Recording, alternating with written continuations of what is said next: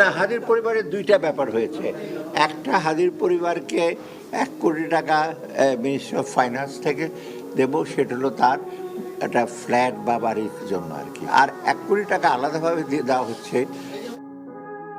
ওসমান হাদির খুনের বিচার ব্যবস্থায় আইন খুব একটা এগোতে না পারলেও অর্থনৈতিক সহযোগিতায় বেশ ভূমিকা পালন করছে। 1 কোটি টাকা মূল্যের ফ্ল্যাটের পরে এবার নগদ আরও 1 কোটি টাকা তুলে দেওয়া হচ্ছে হাদির পরিবারের হাতে, যে তথ্য নিশ্চিত করেছেন অর্থ উপদেষ্টা সালেউদ্দিন আহমেদ।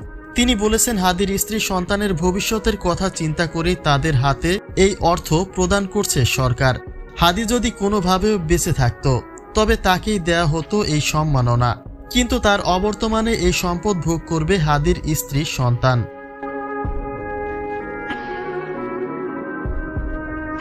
অন্যদিকে হাদির খুনের বিচার কার্যে পিছিয়ে থেকে অর্থনৈতিক সহযোগিতায় এগিয়ে আসায় একটা বিতর্ক তৈরি হয়েছে।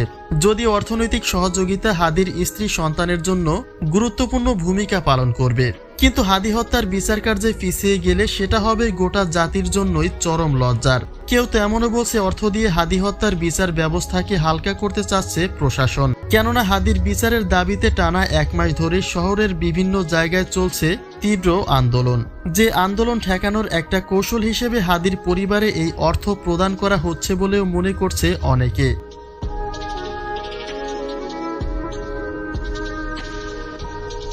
অনেকেই ভাবছে হাদির পরিবারকে অর্থ দিয়ে পরিস্থিতি স্থিতিশীল করার চেষ্টা করছে প্রশাসন। তারা হয়তো এটাই ভেবেছে, হাদির স্ত্রী সন্তানের জন্য অর্থনৈতিক সহযোগিতা নিয়ে পাশে দাঁড়ালেই গলবে সকলের মন, যাতে করে খুব সহজেই আন্দোলনের এই অস্থিতিশীল পরিস্থিতিকে স্থিতিশীল করে নেওয়া যেতে পারে।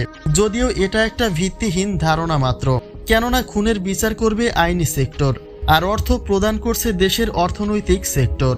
কিন্তু তবুও বিচার ব্যবস্থায় না এগিয়ে অর্থনৈতিক সহযোগিতায় এগিয়ে আসায় খানিকটা বিতর্কের মুখেই পড়েছে সরকার। সকলের দাবি সবার আগে হাদি হত্যার বিচার চাই।